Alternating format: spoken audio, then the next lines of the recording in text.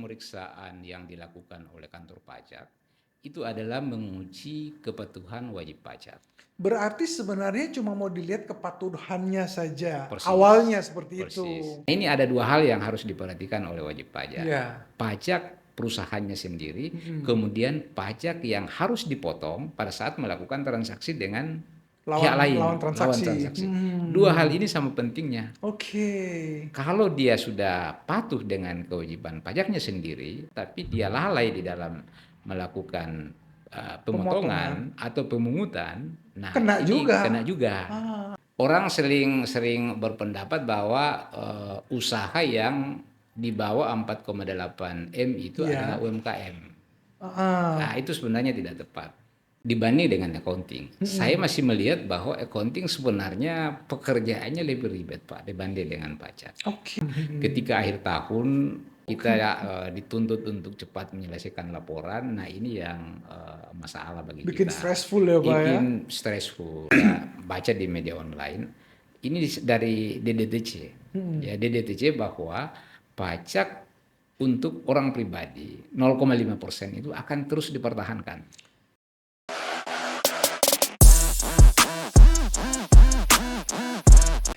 Halo teman-teman sahabat Andrew Nugraha, apa kabar? Kita jumpa lagi hari ini dalam podcast Bisa Bincang dalam Lensa.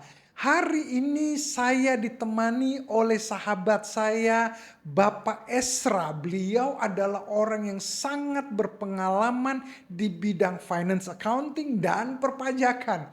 Teman-teman mungkin hari ini sedang bingung dengan pajaknya, sedang harus mengurus pajak, mungkin ada yang sedang mulai belajar bagaimana caranya melaporkan pajaknya, atau mungkin teman-teman ada yang sedang diperiksa oleh pajak, saya tidak tahu. Tapi hari ini saya menghadirkan sahabat saya, Pak Esra, untuk bisa ngobrol bersama-sama dan memberikan kita sebuah insight bagaimana caranya sebuah perusahaan itu supaya tidak dicari-cari terus oleh pajak, tidak diperiksa-periksa terus, tidak mesti melapor terus dan lain sebagainya. Nah, hari ini dengan pengalaman beliau yang sudah begitu panjang, 25 tahun di bidang finance accounting, 12 tahun secara khusus di bidang perpajakan, hari ini beliau ingin share kepada kita apa saja yang kita perlu tahu, apa saja yang kita perlu jaga, yang kita perlu lakukan supaya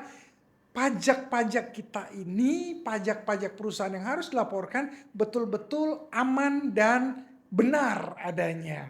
Saya sapa dulu teman-teman ya. Selamat sore Pak Esra. Selamat sore Pak Andre. Apa kabar Pak? Baik, Sehat selalu ya. Pak, terima kasih sudah datang di podcast kami Pak. Sama-sama. Hari ini teman-teman mau ngobrol bersama-sama dengan Pak Esra tentang apa sih pajak yang selama ini jadi isu dan lain sebagainya. Tapi mungkin Pak Esra bisa cerita dulu. Pak Esra dulu waktu lulus kuliah itu kerjanya apa sih Pak? Sampai bisa menggeluti dunia konsultan pajak seperti hari ini. Ya, baik Pak Andre. Jadi pada saat tamat dari kuliah, kita kan dari accounting ya. Jadi kita masuk dulu di kantor akuntan publik. Namanya kantor akuntan publik, bergelut dengan accounting. Ya. Pokoknya isinya tiap hari angka-angka. Semua angka-angka. Tapi ingat bahwa accounting ini tidak dipisahkan dengan pajak. Nah, pada saat itu kita memang sudah belajar, bahkan dari kuliah sudah belajar accounting, sudah belajar pajak. Nah, kalau Pak Andre tanya kenapa kemudian sampai beralih ke pajak, sebenarnya saya sampai saat ini tidak meninggalkan accounting. Saya punya kantor di samping sebagai kantor konsultan pajak, saya sebagai konsultan pajak juga punya kantor jasa akuntan, namanya kantor jasa akuntan, Seraseta Consulting. Berarti Pak Esra punya kantor jasa akuntan dan juga punya konsultan pajak. Betul. Karena apa yang mau diperiksa di pajak kalau akuntansinya jelek ya Pak ya, nggak beres. Kira-kira seperti itu. Persis ya. Berarti berhubungan sekali antara akuntansi sangat berhubungan, dan sangat berhubungan ya. Apalagi ya kalau kita lihat kantor jasa akuntan salah satu jasa yang diberikan oleh kantor jasa akuntan adalah jasa perpajakan. Jadi ada irisan antara kantor jasa akuntan dengan kantor konsultan pajak. Nah, baru-baru ini Kementerian Keuangan secara resmi mengakui profesi konsultan pajak di bawah pengawasan Pusat Pembinaan dan Pengawasan Profesi Keuangan, di bawah naungan Kementerian Keuangan. Berarti Kementerian Keuangan mengakui bahwa konsultan pajak ini adalah bagian sistem kerja dari sebuah sistem keuangan Kementerian Keuangan gitu ya Pak ya? Betul. Jadi jasa konsultan pajak adalah salah satu jasa penunjang sektor keuangan. Di samping akuntan publik, akuntan berpraktik, aktuaris, jasa penilai atau appraisal. Dan ini dibawahi oleh sekarang ada direktorat baru, yaitu Direktorat Pengembangan, Direktorat Stabilitas dan Pengembangan Sektor Keuangan. Ini yang membawahi pembinaan pengawasan profesi keuangan ini. Pak, bicara tentang akuntan publik, ini kan rata-rata kalau teman-teman ingin berhubungan dengan bank, ambil kredit dan lain sebagainya, biasanya kan bank minta laporan akuntan publik nih. Ya, jadi ini yang perlu saya jelaskan. Akuntan publik dengan jasa akuntan itu berbeda. Kantor akuntan publik itu lebih ke assurance atau audit. Kalau jasa akuntan itu lebih ke sistem bagaimana mengelola transaksi dari awal kemudian terbit laporan keuangan. Nah, itu adalah domain dari kantor jasa akuntan. Kantor jasa akuntan. Tapi kalau akuntan publik lebih mengaudit hasil dari data tersebut ya. Betul. Jadi hasil dari kantor jasa akuntan itulah yang diaudit oleh akuntan publik. Seperti itu ya. Berarti teman-teman kalau teman-teman butuh untuk dirapikan laporan keuangannya, cari jasa akuntan. Jasa akuntan, betul. Tetapi kalau mau memastikan apakah laporan keuangannya sudah benar atau tidak, cari akuntan publik. Akuntan publik. Betul. Nah, kalau mau cek apakah pajaknya sudah benar atau tidak, cari konsultan pajak. Persis. Kayaknya Pak Esra punya semua deh. Pak, sekarang ini kan banyak perusahaan mereka dipanggil untuk diperiksa pajak dan lain sebagainya. Nah, apa sih hal-hal yang biasa dipikirkan oleh tim kantor pajak sampai mereka ingin memeriksa, tanda kutip, memeriksa kantor-kantor atau instansi tertentu? Ya, jadi pemeriksaan yang dilakukan oleh kantor pajak itu adalah menguji kepatuhan wajib pajak. Berarti sebenarnya cuma mau dilihat kepatuhannya saja. Awalnya seperti itu. Kenapa? Dunia perpajakan ini kan aturan-aturannya banyak. Mulai dari undang-undang, peraturan pemerintah, peraturan Menteri Keuangan, peraturan Dirjen Pajak. Nah, apakah aturan-aturan ini sudah dilakukan oleh wajib pajak? Betul. Pada saat dia melaporkan laporan pajaknya, pada saat dia membayar pajaknya, apakah pajak yang dibayarkan itu sesuai dengan peraturan yang ada? Nah, ini yang akan diuji oleh kantor pajak. Seperti itu. Berarti kantor pajak itu kalau memanggil WP, wajib pajak atau satu perusahaan tertentu, belum tentu perusahaan itu salah. Persis. Jadi teman-teman, kalau Anda dapat surat dari kantor pajak, surat cinta biasanya orang bilang, belum tentu Anda salah. Jadi nggak usah dak-dikduk dulu ya Pak. Persis. Iya, jadi ada dua hal yang berbeda. Pertama yang kita lihat sehari-hari itu adalah SP2DK. SP2DK ini adalah surat permintaan penjelasan atas data dan atau keterangan. Ini prinsipnya adalah dari aparat pajak mau meminta klarifikasi. Cuma mau minta keterangan. Mau meminta klarifikasi atas keterangan atau data yang didapatkan oleh AR, oleh staf pajak. Betul atau tidak. Betul atau tidak. Jangan baru ditanya, baru dipanggil, sudah deg-degan dulu ya Pak. Persis. Kalau pemeriksaan beda. Oke. Kalau misalnya di tingkat SP2DK ini tidak close, ya artinya antara wajib pajak dengan AR misalnya tidak ada kata sepakat, ini bisa lanjut ke Naik ke pemeriksaan. Betul. pemeriksaan. Oke. Karena banyak teman-teman Pak yang merasa diri UMKM, terus dapat surat cinta, kata mereka, belum apa-apa, lutut udah gemetaran terus Pak. Iya, Nggak iya, bisa tidur, iya, padahal kan iya, hanya minta klarifikasi. iya, persis, Betul, persis, betul. ya. Tapi Pak, bagaimana caranya teman-teman UMKM kah, pengusaha, supaya mereka bisa ketika mereka diminta klarifikasi ataupun melaporkan, memang apa yang mereka laporkan itu benar Pak? Apa sih mungkin Pak Esra bisa ngasih minimal ini loh, 1, 2, 3 ini yang harus dijaga. Kalau 1, 2, 3 ini dijaga, beres Ya, misalnya. jadi saya kira secara umum begini Pak Andre. Pertama, bahwa wajib pajak harus memastikan bahwa sudah mematuhi aturan-aturan pajak yang ada. Banyak aturan di bidang perpajakan. Oke. Ada, kita bicara tentang PPH. Ya. PPH untuk perusahaan. Mm-mm. Kemudian kita bicara tentang kewajiban memotong pajak. Mm-mm. Nah, ini ada dua hal yang harus diperhatikan oleh wajib pajak. Ya. Pajak perusahaannya sendiri, Mm-mm. kemudian pajak yang harus dipotong pada saat melakukan transaksi dengan pihak lain, lawan transaksi.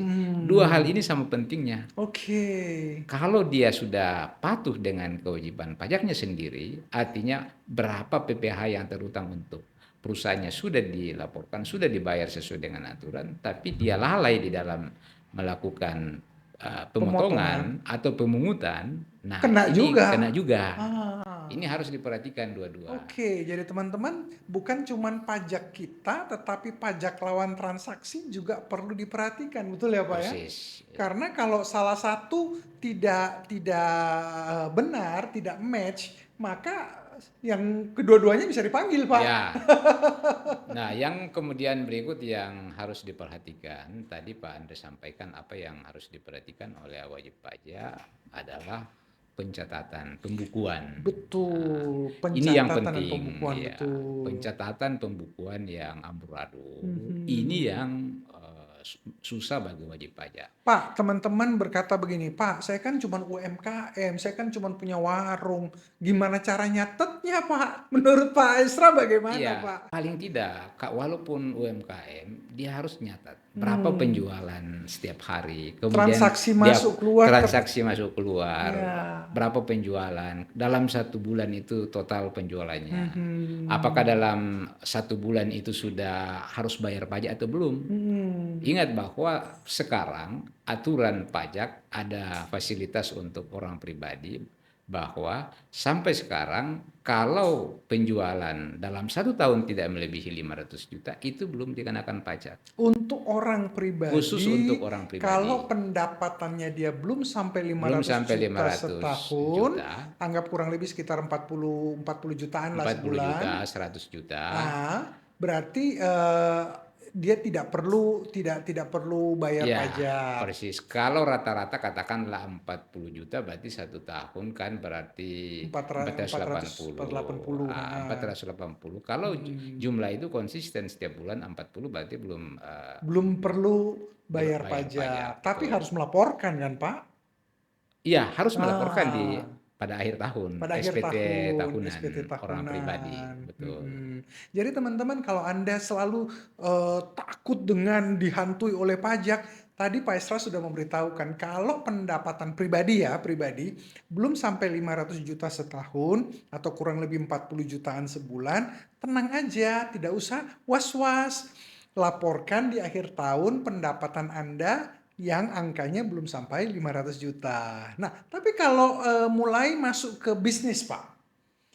Warung misalnya, tadi saya punya CV.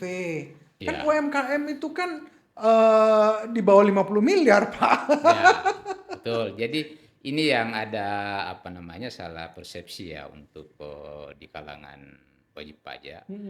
UMKM ini kan singkatan dari usaha mikro, kecil dan menengah. Usaha mikro, kecil, menengah. Ada 3 hal Ada ya. 3 hal di situ. Nah, padahal yang biasa dibahas hanya yang usaha kecil dan mikro. Oke. Nah, orang sering berpendapat bahwa usaha yang di bawah 4,8 M itu adalah UMKM. Nah, itu sebenarnya tidak tepat. Padahal di bawah 50 M juga 50 UMKM. M masih UMKM. Betul. Ya, seperti itu. Ya, karena itu kalau kita mau berbicara tentang tadi Pak Andre bilang CV atau PT yang baru berdiri, bagaimana aspek pajaknya. Nah, itu saya jelaskan bahwa kalau kita buat CV, buat PT, ada masa thresholdnya. Ya. Kalau PT itu threshold 3 tahun. 3 tahun. Sejak terdaftar. Katakanlah kita mendaftar PT atau mendirikan PT sekarang ya. Ini bulan Oktober 2025. Ini 3 tahun dihitung dari tahun 2005 ini. Jadi 2025, 2026, 2027. 2027 masa thresholdnya selesai. Sehingga tahun 2028 sudah harus pakai tarif umum. Dengan ketentuan bahwa selama 3 tahun ini peredaran usaha tidak melebihi 4,8 miliar. Itu kalau yang mikro kecil. Nah, tapi kalau yang menengah kan juga 50 miliar, Pak. Berarti PT juga berlaku sama. Kalau PT, kita misalnya dirikan PT saat ini, kita mau final, masih tetap final. Kali ini opsional. Pada saat kita membuat PT, kita ditanya, apakah langsung pakai tarif umum atau final? Kalau kita pakai tarif umum, berarti harus kita hitung pajaknya dengan tarif umum. Berarti start dari awal lah. Start dari awal tarif semua umum. Beres. Persis. Kalau tidak kita pakai tarif umum, berarti tarif final. Nah, itu 0,5%. 0,5% kali tarif setiap bulan. 0,5% kali omset ya. Nah, itu yang dibayar setiap bulan. Kalau dalam 1 tahun melebihi 4,8, maka tahun berikutnya tidak bisa lagi memakai skema 0,5%. Nah, ini Pak. Pak Esra sudah berkecimpung cukup lama di dunia finance accounting.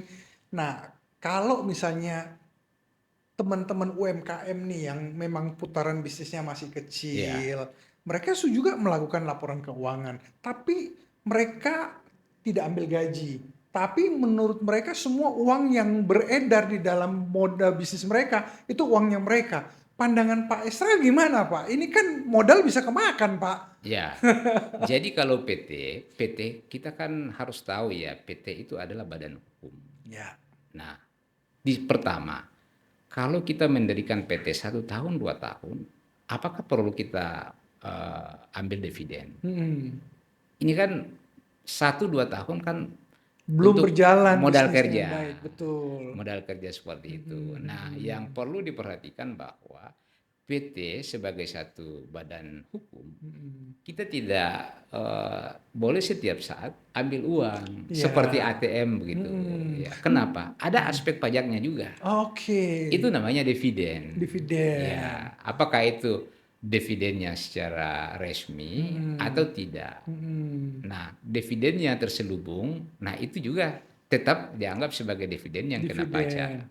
Berarti besaran Pak Esra kalau bagi teman-teman UMKM yang mungkin sedang menyaksikan program kita, sebaiknya ambil gaji supaya putaran usahanya tidak tiba-tiba uang habis ya Pak. Bagaimana menurut Bapak? Menurut saya itu lebih oke ya. Jadi teman-teman yang sedang menyaksikan program kami hari ini, Anda berpikir bisnismu masih kecil, UMKM, dan tidak terbiasa dengan ambil gaji dari perusahaan, tapi merasa semua uang perusahaan kan uang saya, itu akan sangat berbahaya. Karena bisa saja kita ngambil uang kebanyakan akhirnya modal keikut. saran Pak Esra adalah lebih baik ambil gaji karena gaji itu sudah pasti jadi fixed cost yang akan bisa terhitung sehingga tidak akan memakan modal usaha juga. Usaha bisa terus jalan tetapi pendapatan Anda tetap bisa mencukupi untuk juga penggajian. Begitu ya Pak Esra ya. Ya,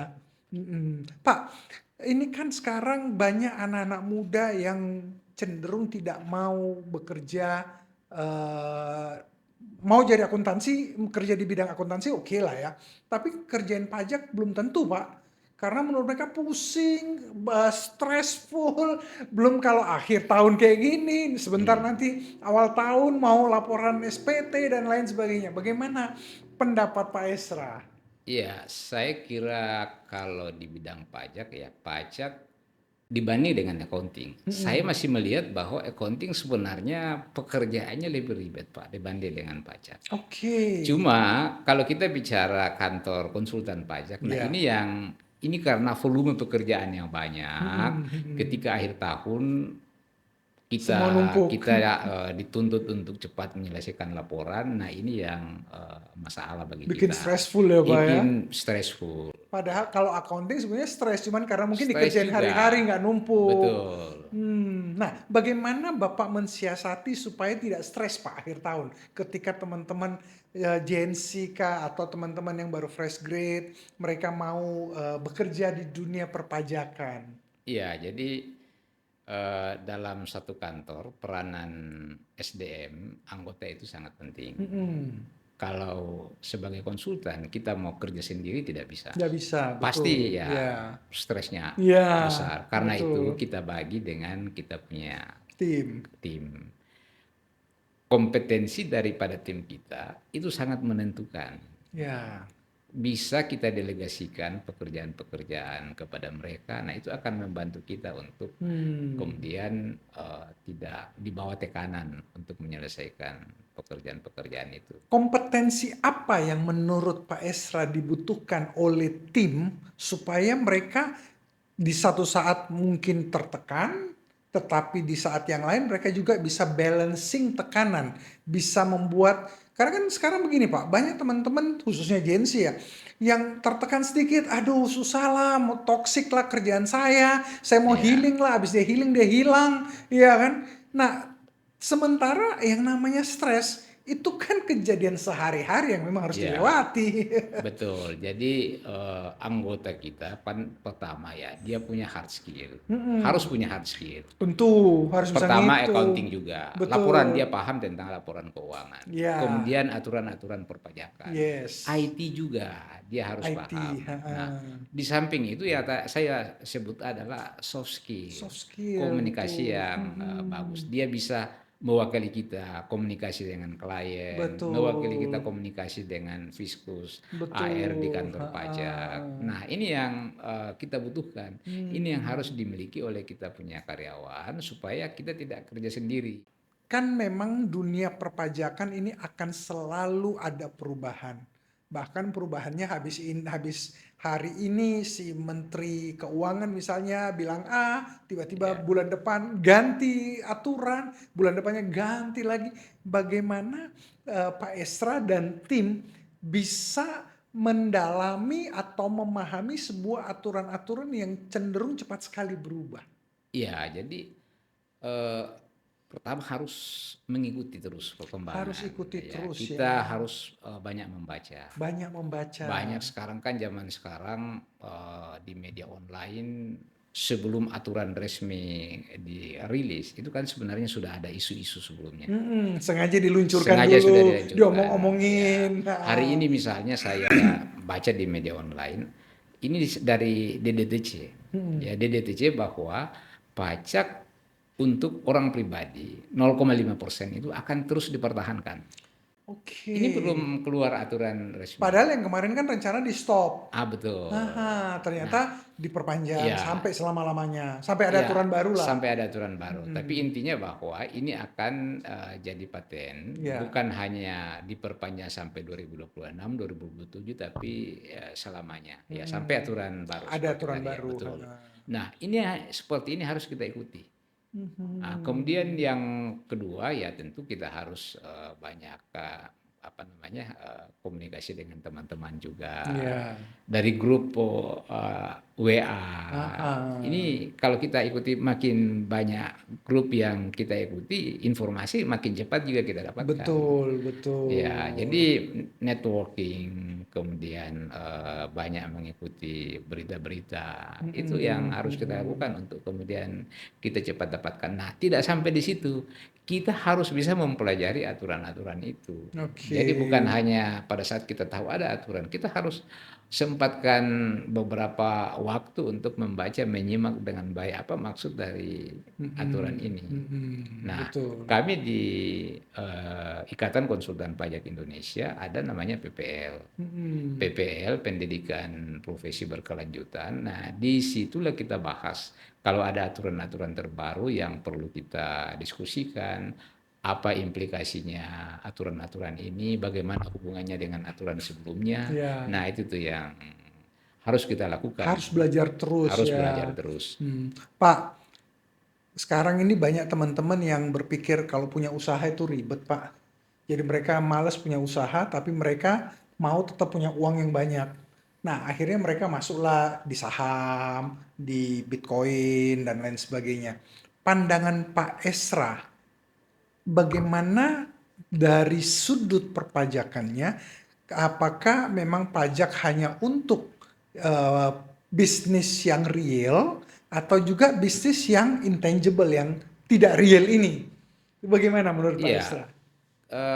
Jadi intinya begini, penghasilan, kita bicara tentang pajak penghasilan. Oke. Pengertian penghasilan itu adalah segala sesuatu yang kita dapatkan yang dapat menjadi menambah kekayaan dan dapat kita konsumsi. Nah, itu adalah objek PPh. Mau dia bisnisnya bisnis nyata ataupun Betul, tidak nyata. betul. Yang penting itu jadi penghasilan. Iya, betul, penghasilan. Nah, jadi saya kira ya tidak ada masalah ikut ikut beli saham, surat-surat berharga, tapi harus dilaporkan di SPT tahunan. Itu yang penting ya. Itu yang penting. Laporkan di SPT tahunan kita ketika kita sedang membeli saham atau sedang beli Bitcoin dan lain sebagainya. Soal naik turun itu biasa aja, Betul, ya kan. betul. Hari ini Bitcoin tinggi sekali, besok tiba-tiba hancur dan semua orang lagi short. Ya, memang itulah dunia kripto ya. Tapi menurut Pak Esra tetap harus dilaporkan di SP tahunan nilai pada saat beli. Pada saat kita beli. Pada saat Bukan beli. pada saat nilai, pada saat jual. Bukan pada saat 31 Desember. Oke. Ya, biasanya kan kita buat SPT kondisi pada saat 31 Desember. Bukan pada nilai pada saat itu, tapi nilai pada saat kita beli. Kalau untuk bisnis, nilai pada saat 31 Desember itu betul. Tetap perolehan.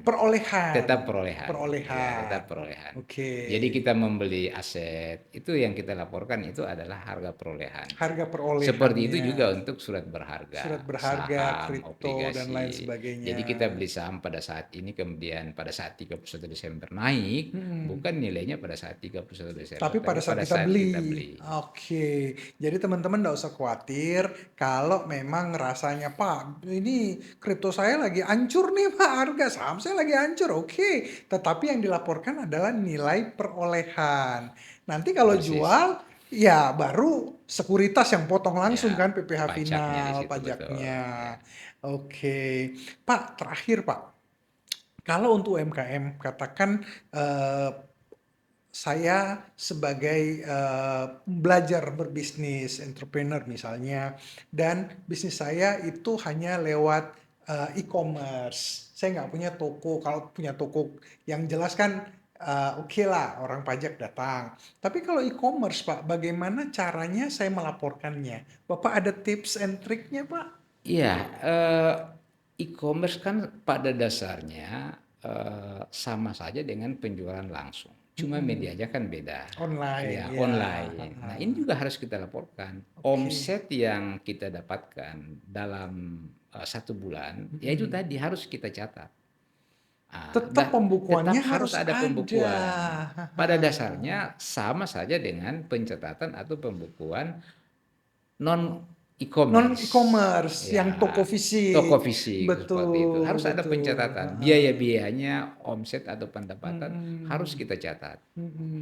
Jadi teman-teman yang selama ini belum punya kebiasaan mencatat, belum punya kebiasaan untuk menuliskan laporan keuangan, yuk mulai belajar untuk membuat laporan keuangan sederhana aja dulu. Uang masuk, uang keluar, Betul, apa persis. biaya-biaya mungkin yang sedang dipakai. Kalau perlu catat uang makan, uang bakso. Persis. Karena itu adalah sebuah latihan untuk pada akhirnya tetap uang bakso laporannya di laporan keuangan mau sebesar apapun tetap sebagai laporan konsumsi tetap Persis, ada, ya. betul ya Pak ya? Betul, betul. Cuma kalau kita mungkin laporannya uang bakso Ya. tapi prinsipnya adalah mencatat laporan keuangan adalah sebuah hal yang perlu kita latih sehingga itu bisa menjadi kebiasaan. Karena saya yakin dan percaya semua orang punya mimpi ingin mengembangkan bisnisnya. Hari ini bisnis Anda mungkin omsetnya masih 10 jutaan sebulan, 5 jutaan sebulan. Tapi kan kita semua berdoa kita punya bisnis bisa omsetnya 1 miliar sebulan, 5 miliar. Nah, kalau kebiasaan mencatat ini mulai ada sejak berapapun omset yang kita punya, maka insya Allah ketika kita punya bisnis dengan omset sangat besar, kebiasaan itu juga sudah terjadi, betul ya Pak ya? Persis.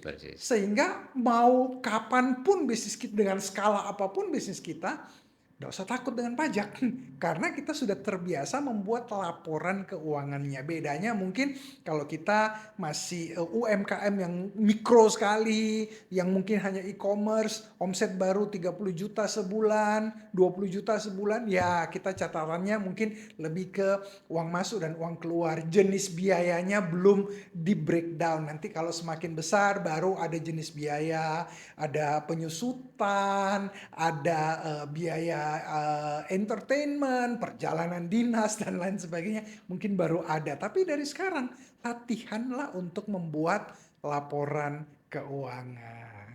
Dan bagi teman-teman mungkin yang sedang membutuhkan konsultasi untuk pajak, teman-teman bisa menghubungi kantor konsultan pajaknya Pak Esra ataupun akuntan publiknya Pak Esra. Bisa nanti cek Kantor jasa akuntan ya. Kantor jasa akuntan. Bukan akuntan publik. Oke, kantor jasa akuntan ke Pak Esra bisa nanti lihat di bagian bawah dari YouTube yang teman-teman lihat atau bisa menghubungi Pak Esra di Instagramnya dan lain sebagainya. Silahkan bagi teman-teman yang membutuhkan jasanya, silahkan ada Pak Esra bersama dengan tim yang siap untuk menolong. Tentu silahkan berdiskusi tentang segala sesuatu, jangka pendek, jangka panjang silahkan, ya kan. Tapi apa yang saya ingin share hari ini adalah laporan keuangan itu penting, mengenal dan mengetahui pajak itu penting karena selama kita hidup percayalah pajak akan jalan terus.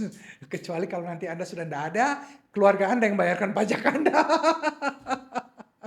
Tapi ya itulah hidup kan. Kita ada di Indonesia, wajar kalau kita harus membayar pajak kita. Mengenal pajak itu penting sekali.